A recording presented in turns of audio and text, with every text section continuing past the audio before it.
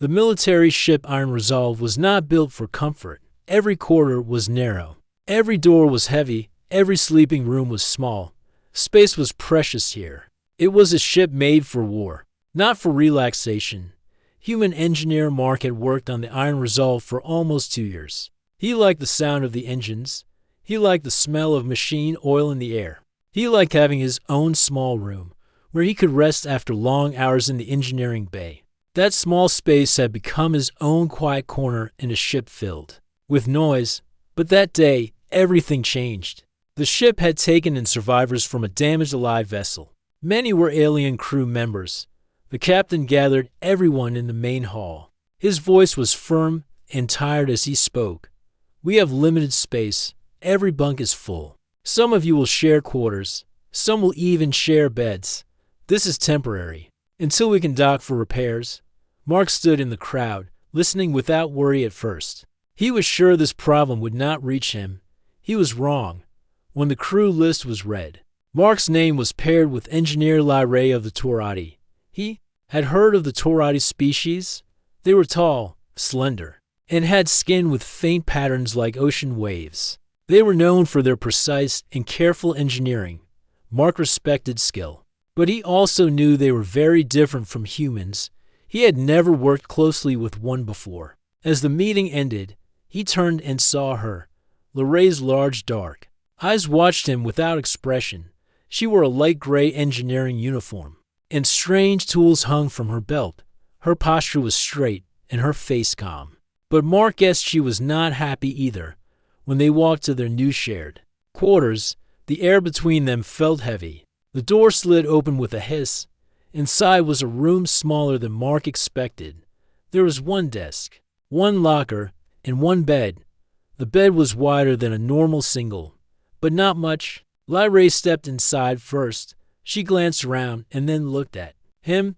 "There's only one bed," she said in a smooth, low voice. "I can see that," Mark replied. They stood there in silence for a few seconds. The hum of the ship's engines filled the room. Mark set his tool bag down near the locker. Lyrae placed her kit on the desk. Both were careful not to get too close.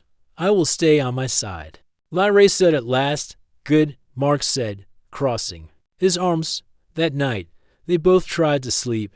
Mark lay on the far edge of the bed, his back turned toward her. Lyrae stayed perfectly still on the other side. He could hear her slow, steady breathing. Every time the ship shifted in space, the thin blanket between them moved slightly. Mark stared at the wall, telling himself he would get used to it, but he did not sleep well. Sharing a room was one thing. Sharing a bed with someone from a completely different species was another. He kept expecting her to move or speak, but she did neither. In the morning, Mark got up first. He dressed quickly and left without saying much. The day was busy. The ship's power relays needed inspection. Several coolant lines were overheating. Mark worked for hours, crawling through narrow tubes and checking connections. It kept his mind off the strange new living arrangement. But when he returned to his quarters in the evening, Lyrae was already there. She was sitting at the desk, polishing one of her tools. The metallic surface reflected the pale light. "We have different work shifts," she said, not looking up. "It should reduce time spent in the same room." "That works for me," Mark replied. It was awkward. Both avoided direct conversation unless necessary. They moved around each other, like two people navigating a narrow hallway. That night, the quiet was broken by the ship's alarm. A repair call echoed through the corridors. Mark was halfway into his boots when Lyrae was already at the door, her toolkit in hand. "Where?" he asked. "Engineering bay," she said. "Power surge." They hurried together through the ship's twisting paths. In the engineering bay, sparks flew from a damaged panel. Crew members shouted orders. Mark grabbed a heavy wrench and started loosening bolts to reach the main relay. Lyrae pulled out a thin tool that looked like a silver needle and began adjusting a different section. "You are rushing," she said without looking at him. "And you're too slow." He shot back. "We need precision or the fault will return." She replied, "We need speed or the system will burn out before you finish." Their voices rose over the noise of the failing machinery. They both reached for the same part at the same time. bumping hands, neither backed down. The chief engineer stormed over, glaring at them. Fix it. Now, together, he ordered. Mark clenched his jaw. Laray's expression stayed calm, but her movements were sharper. They managed to stabilize the panel, but the delay had made the chief engineer's face red with anger when they returned to their room. The silence was thicker than before. Mark tossed his jacket onto the chair. Laray placed her tools carefully into her kit. You work like a hammer, she said quietly. You work like a clock, he replied. Neither spoke after that. They went to bed in silence, each facing away from the other. But in his mind, Mark admitted something he would never say aloud. Her method had kept the system stable. Without it, his speed would have been useless, and as he drifted into sleep, he thought he saw her crest, the faint ridge along the top of her head, shift slightly, almost like a quiet sigh. The next morning started with the low hum of the ship's main engines, a sound that usually gave Mark a strange sense of comfort. But today, that comfort was gone. He could still hear the echo of the argument from the previous night in his head. He dressed quickly, grabbed his tool bag, and left the quarters without saying a word to Laray. She was already awake, sitting at the desk, going over a datapad filled with diagrams and schematics. She didn't even look up as he left. The engineering bay was busy as always. Heat from the power conduits made the air heavy, and the metallic scent of burnt wiring lingered. Mark tried to lose himself in work. He was repairing a control panel when the chief engineer's voice came over the comm. Mark, Laray, report to the port side shield array. Now, Mark's side, of course. The chief would put them together again. When he reached the shield control room, Laray was already there, standing beside the humming blue glow of the generator. The reading is unstable, she said without greeting him. If the fluctuation grows, the shield will fail. I can handle the core alignment, Mark said, walking straight to the control panel. I will work on the external power lines, Laray replied, already kneeling near an open panel on the floor. They started working, but it didn't take long for disagreement to spark. You're tightening that too much, Laray said without looking up. No, I'm making sure it stays in place, Mark answered, his tone sharper than intended. If you over-tighten, the vibration will cause stress cracks. And if I don't, it will come loose during a battle. Which do you think is worse? Laray's crest shifted slightly. A sign Mark had already learned meant irritation. She didn't argue further, but the silence that followed was not friendly. The minutes dragged. Each time Mark reached for a tool, Laray seemed to be in the way. Each time she tried to connect a cable, his arm or shoulder blocked her movement. They were working on two sides of the same problem, but constantly colliding. At one point, they both reached for the main relay at the same time. Their hands touched briefly. Neither of them pulled back immediately, but both frowned. You're too close, Mark muttered. The relay is here. I will not move because you are uncomfortable, Laray said evenly. That small clash slowed them down more than either wanted to admit. By the time they stabilized the shield array, the chief engineer was on the comm again. Next time, I expect faster results, his voice growled. If you two keep arguing, I'll have you cleaning air filters instead of fixing my ship. Mark and Laray exchanged a glance but said nothing. They packed their tools in silence and returned to their shared quarters when the door closed. Behind them, Mark set his bag down with more force than necessary. You know, not every problem needs to be solved your way, he said. Laray didn't look at him. She carefully placed her tools in their case. And not every problem can be solved with speed alone. You work as if every second is a battle. It is not. It is when the ship is under threat. Mark shot back. Laray finally turned to face him. Her dark eyes were calm, but her tone was firm. And if you rush without care, the repair will fail at the worst moment. Then speed will mean nothing. Mark opened his mouth to reply but stopped. She wasn't wrong, and he knew it, but he also knew that slowing down could be just as dangerous. The problem wasn't skill. The problem was that they didn't trust each other's methods yet. That night, they lay in bed as far apart as possible. The thin blanket between them was pulled tight. Mark stared at the ceiling, listening to the quiet hum of the life support system. Lyrae was silent, but he could tell she was still awake. He thought about her precision, the way her hands moved with purpose even under pressure. He had to admit, her methodical approach kept problems from coming back, but he still didn't see how they could work together without slowing each other down. In the middle of the night, the ship's lights flickered. The hum of the engine stuttered for a moment before returning to normal. Mark sat up instantly. Lyrae did too. That was the secondary power grid, she said. I know, Mark replied, already pulling on his boots. They didn't need to be ordered this time. Both grabbed their tools and rushed to the engineering bay. There, they found the secondary grid's coolant regulator overheating.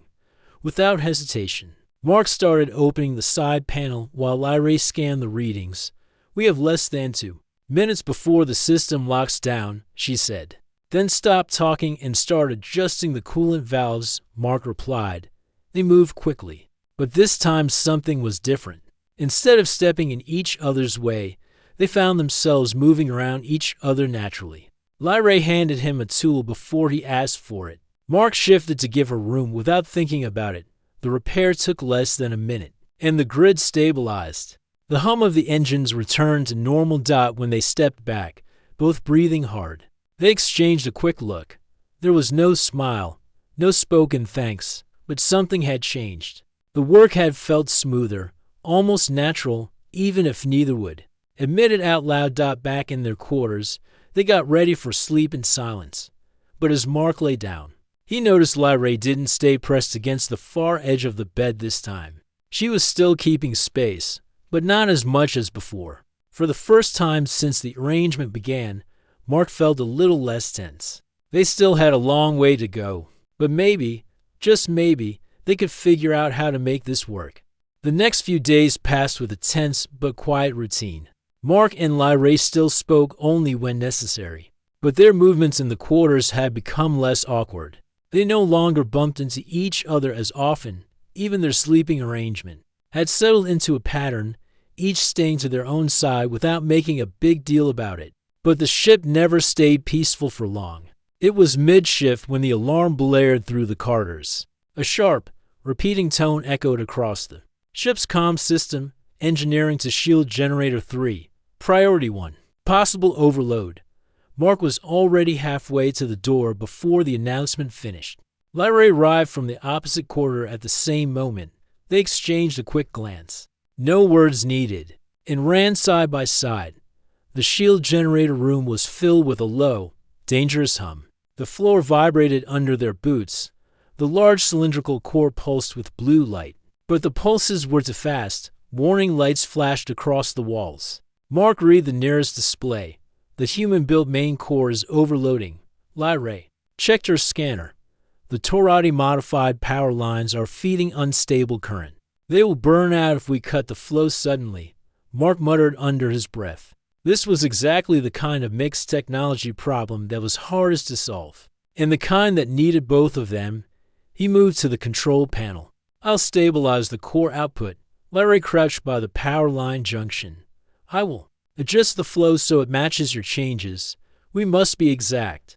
The heat in the room grew as they worked. Sweat ran down Mark's back. His fingers moved quickly over the panel controls, bringing the core output down in small, careful steps. 2% slower, Lyrae called out. If you lower it too quickly, the feedback will break the conduits. Mark adjusted.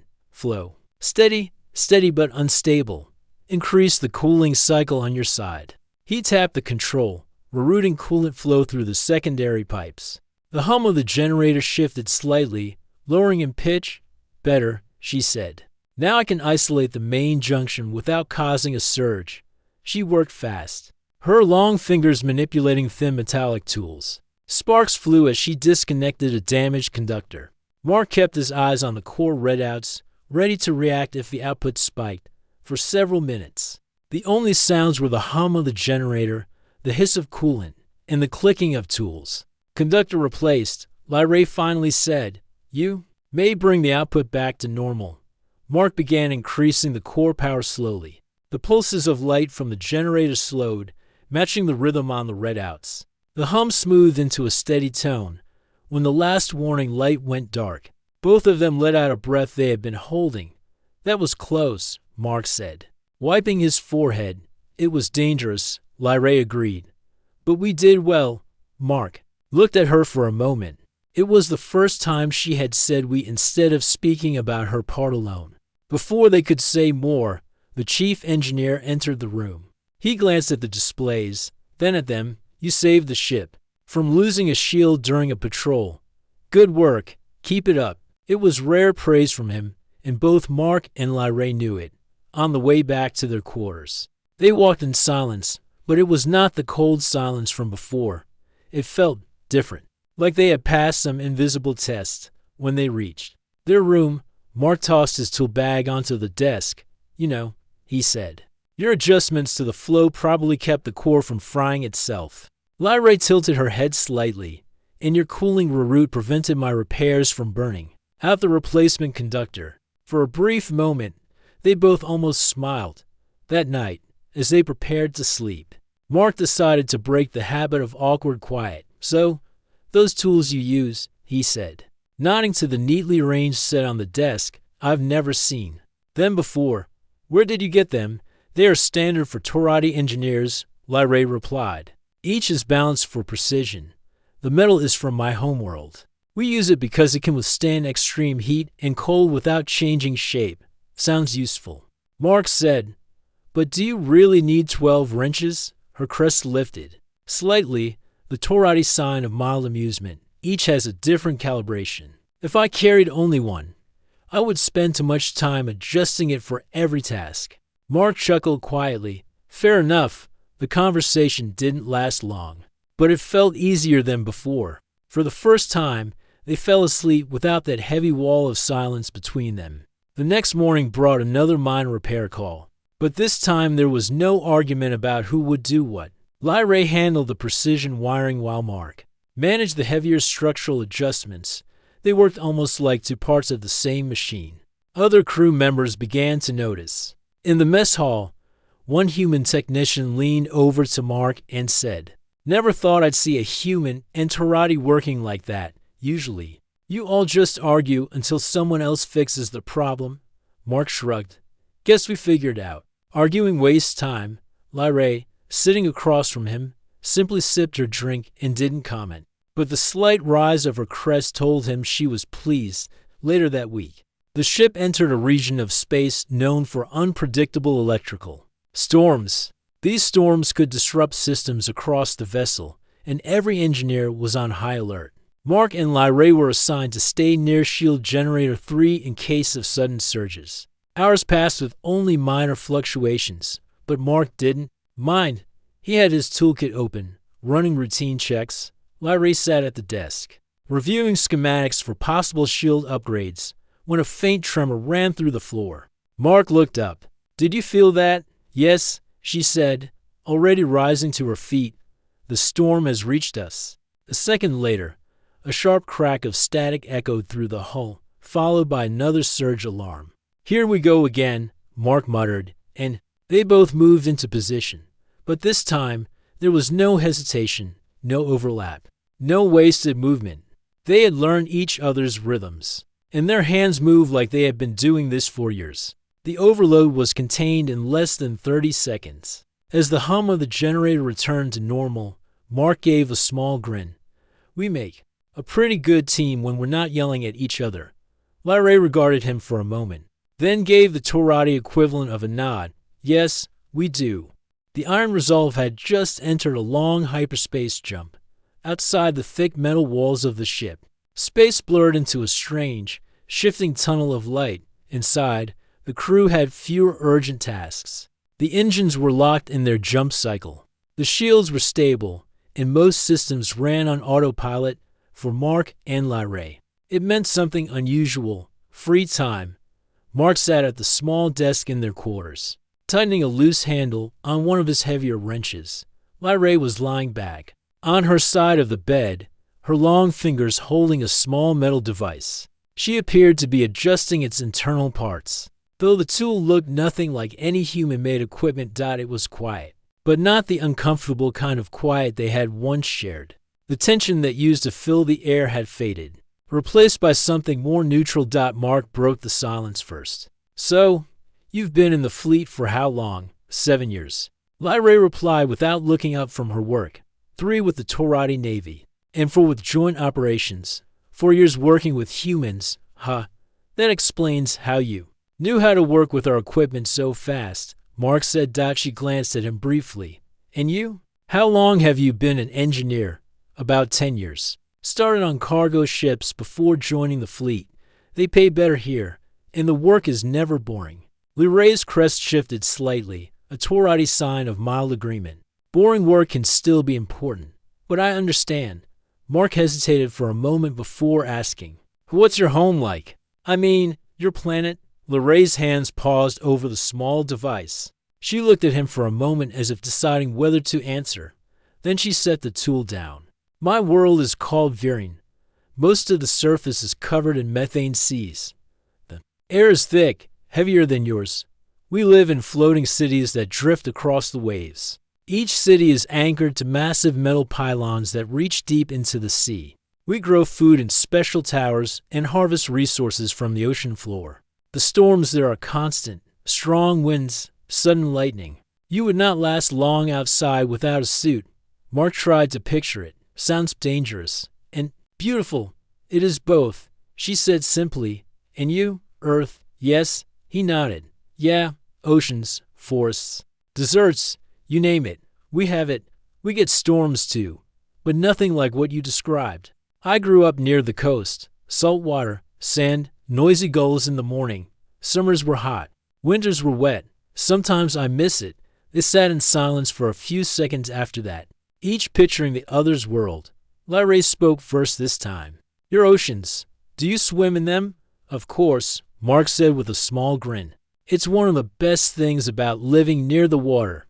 On a hot day, nothing beats jumping in and feeling the waves. We do not swim, Lyrae said. The methane is too heavy. It would crush our lungs. But we have deep-sea vehicles. Some of my people explore the ocean floor for weeks at a time. That's brave, Mark said honestly. The ocean always made me feel small, even though I could breathe in it. Lyrae studied him for a moment. Perhaps we both learned to respect dangerous water in different ways. Mark chuckled quietly. Yeah, sounds like it. Later, they shared a simple meal. The small table in their quarters could barely hold the trays, so they ended up eating on the bed, each with their own portion. Lyrae's food was a Torati nutrient paste shaped into small cubes. Mark's was a rehydrated human stew. You know, Mark said between bites. I think your food looks like building blocks. She tilted her head. And yours looks like melted parts.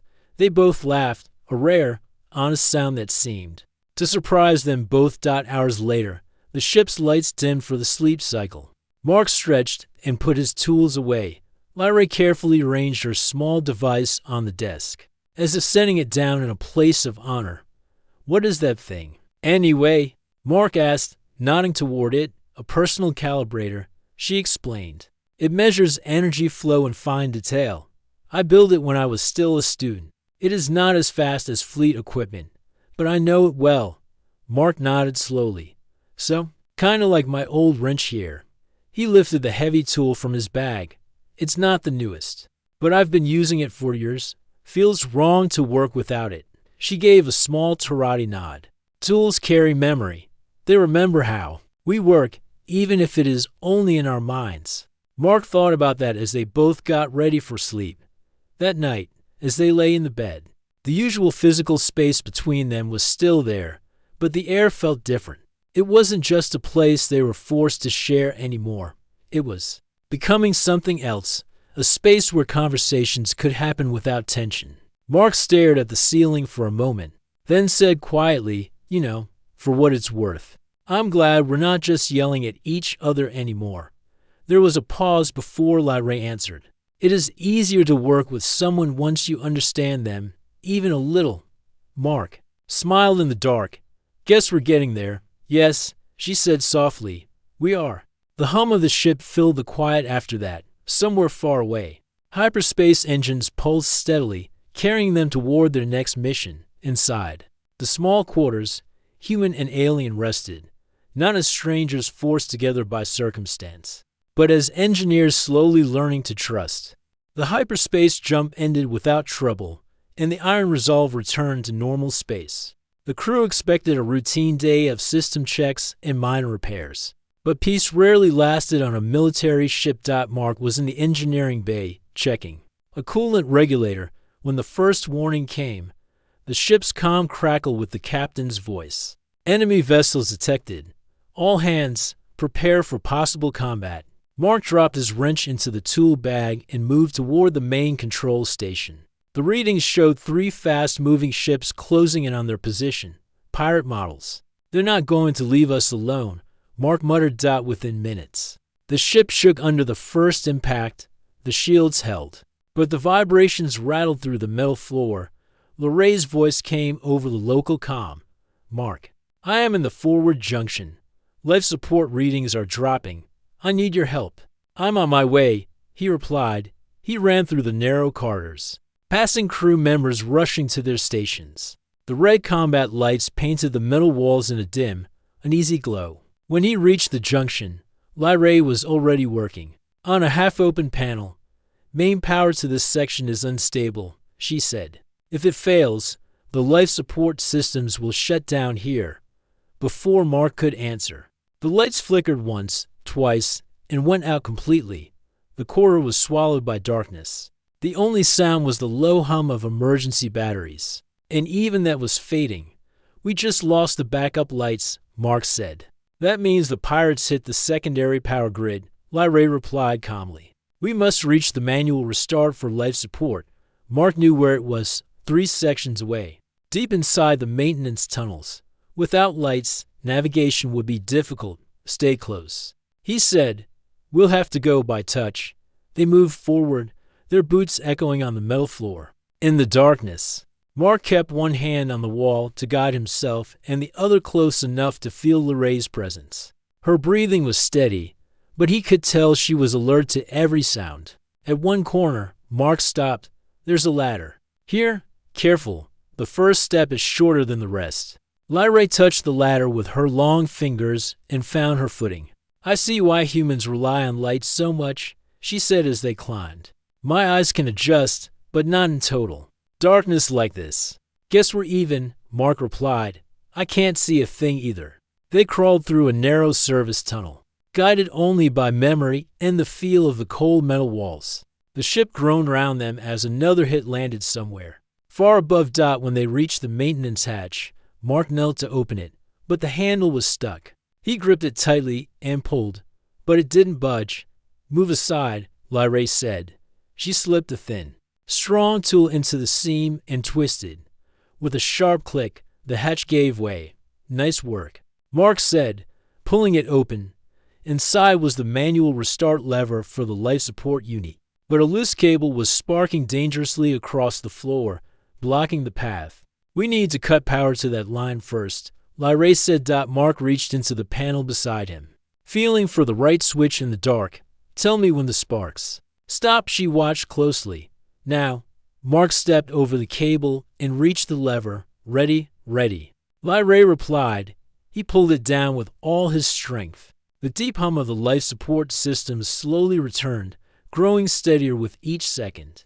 That's it, Mark said, relief in his voice. Air systems are stable again. Their work wasn't over.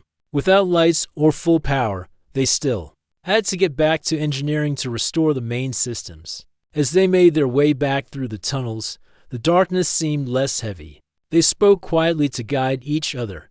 Step to your left. There's a loose panel here, Lyrae warned. Thanks, Mark replied. Watch your head.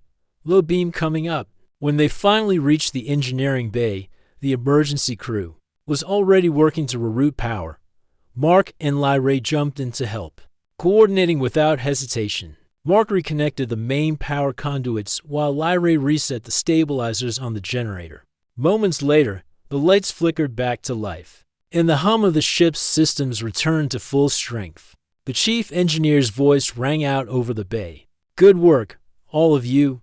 Life support is holding, and shields are stable again. When the pirate ships realized their target was still fighting, They broke off and disappeared into the darkness of space.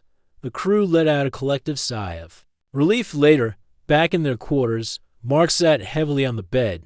"I'm glad you were there," he said honestly. "Would have been a lot harder finding that lever alone." Lyra placed her tools neatly on the desk. "And I am glad you remembered the path in the dark. I could not have reached it so quickly without you." Mark leaned back against the wall, letting the tension finally drain from his shoulders. "Guess we make a decent team after all." Lyra gave the Torati equivalent of a small smile. "Yes." In darkness or light, that night, when they lay down to sleep, neither stayed pressed to the far edge of the bed. They still kept some space. But it was no longer the cold distance of strangers. It was simply the space between two people who had learned they could rely on each other when it mattered most. The alarm rang through the iron resolve like a deep metallic roar. Red lights flashed in the engineering bay, and the deck vibrated under heavy footsteps. Mark stood at the main console, his hands flying across the control surface as warning symbols filled the screen. The life support system was unstable again, and the power grid was on the edge of collapse. Without repairs, the oxygen levels would drop fast. Lyra rushed in from the corridor, her tall frame bending slightly to avoid hitting the overhead piping. She was breathing hard from running, and her multi-jointed hands already held her tools. She did not waste time with greetings. "We have boarders," she said quickly. "They are heading this way. If they take engineering, the ship is finished." Mark looked up from the screen. "We cannot leave this console. The life support is already at 30%. If we stop now, it will fail completely." "Then I will guard while you work," Lyra said firmly. The room shook as another blast from the enemy hit the ship's hull. Somewhere in the distance, shouts and the sound of weapon fire echoed. The smell of overheated metal was thick in the air. Mark kept his focus on the control panel. The oxygen regulators were misaligned, and several power conduits were damaged. He had to route the energy manually and replace broken fuses. Lyra moved to the entrance, holding her plasma cutter like a weapon. The tool was meant for slicing through steel plates, but in her hands it could stop an enemy easily. The first intruder arrived only minutes later. A tall figure in dark armor burst into the room, holding a short rifle. Lyra stepped forward without hesitation. She activated the plasma cutter, and a bright arc of energy filled the air. The intruder froze, startled, and Lyra used the moment to kick his weapon aside. Her other hand shoved him back into the corridor. The sound of his armor hitting the wall was loud even over the alarms. Mark glanced up briefly. "Nice work. Now keep them out." Lyra gave a short nod without looking away from the doorway. Her eyes stayed sharp, scanning the corridor. Mark pulled open an access panel and began replacing the damaged fuses. His fingers moved fast but steady. He could feel the air becoming warmer and heavier, a sign that oxygen levels were still falling. Sweat ran down his face, but he did not stop till more intruders appeared together. Trying to rush past Lyra, she sidestepped, swung the plasma cutter in a wide arc, and forced them back. One of them tried to fire, but she ducked low and drove her shoulder into his chest, sending him to the floor. The other backed away as the cutter's heat made the air shimmer. "Mark," she called out without turning.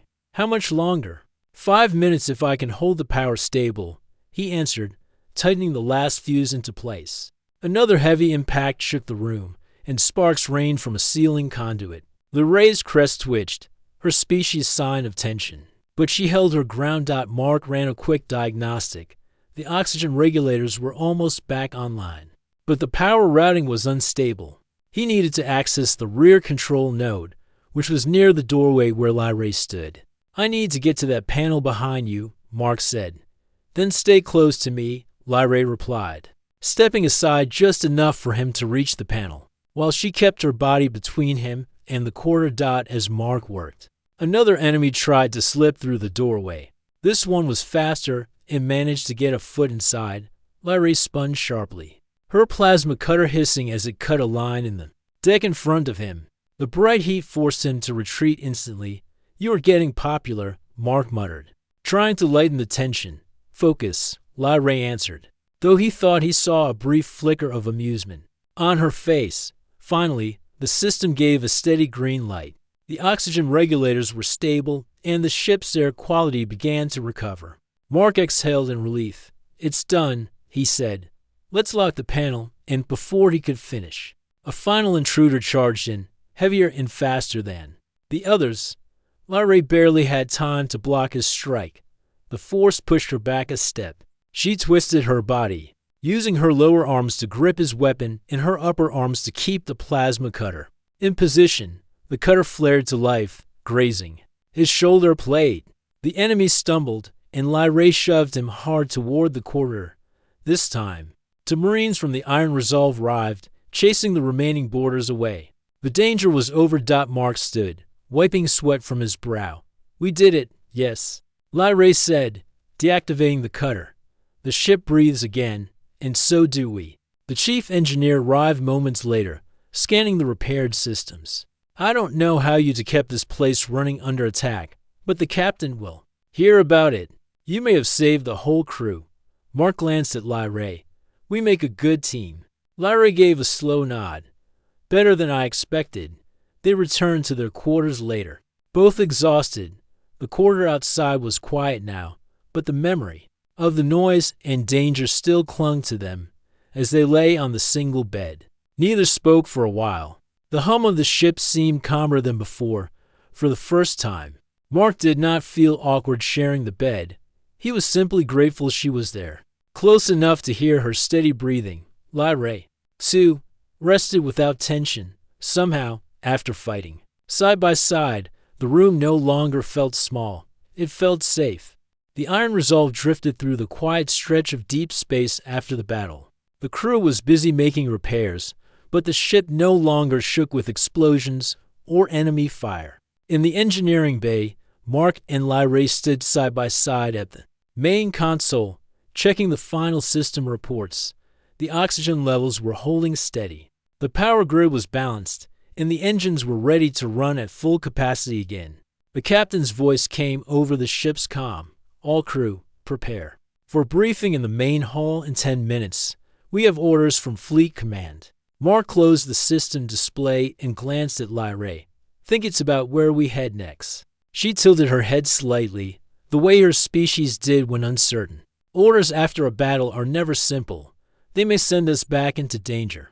They made their way to the main hall together. The crew gathered, still wearing repair grease and scorch marks from the fight. The captain stood at the front, her voice steady but carrying weight.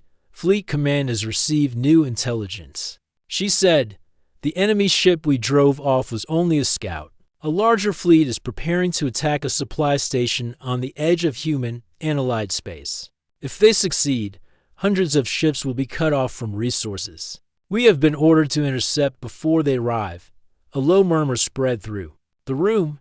Mark felt the tension return like a heavy weight in his chest. The Iron Resolve had barely survived the last battle. Facing a larger enemy force sounded almost impossible. The captain raised her voice. "We will not face them alone.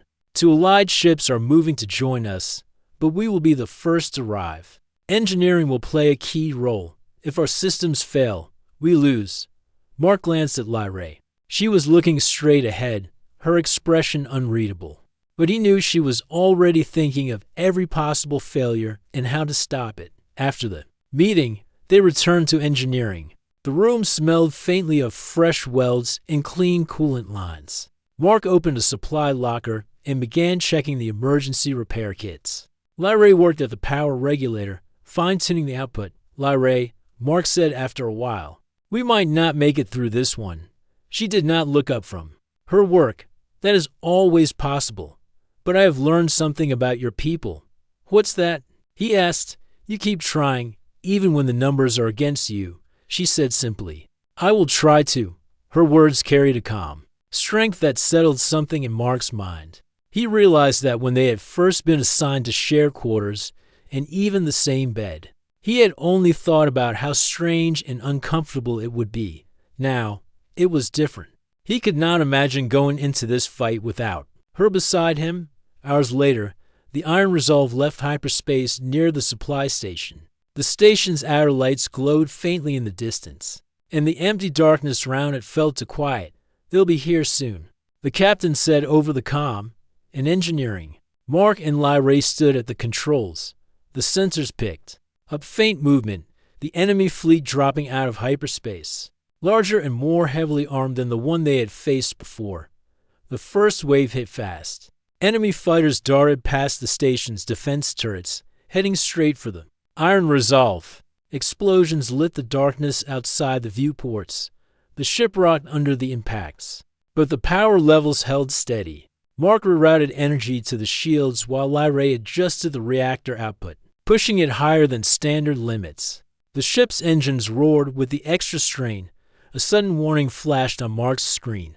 A critical coolant pump in the lower deck was failing. If it shut down completely, the reactor would overheat. I'll go, Mark said, grabbing his toolkit. You cannot go alone, Lyrae said, stepping forward. If the pump is unstable, you may need more than 2 hands to fix it. They ran together through the shaking corridors, dodging crew members rushing to their stations. When they reached the pump room, steam hissed from the pipes, and the temperature was already rising. Mark dropped to one knee and began removing the damaged casing. Lyrae used her upper arms to hold the heavy shield plate out of the way while her lower hands passed him tools. The heat was intense, making their breathing labored. But they kept moving. 3 minutes before the reactor begins overheating, Lyrae said. Reading the gauge, Mark tightened the last connection, and coolant began to flow again. The gauge slowly returned to safe levels. They hurried back to engineering.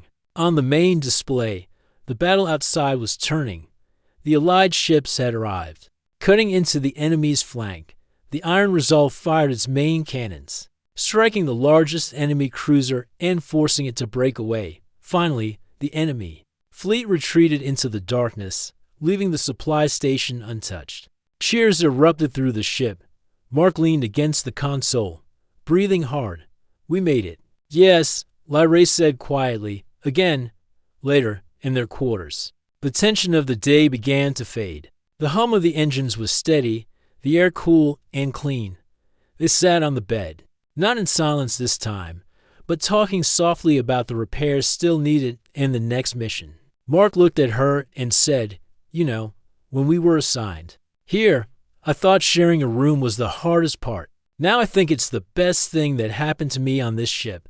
Lyrae's crest lowered slightly. In her species, it was a sign of comfort. I agree, she said. Whatever comes next, we will face it together. The lights dimmed for ship's night cycle, and they lay back, hearing the quiet rhythm of the vessel, carrying them through the stars. The battles were not over, but for now, the ship was safe. And so were they.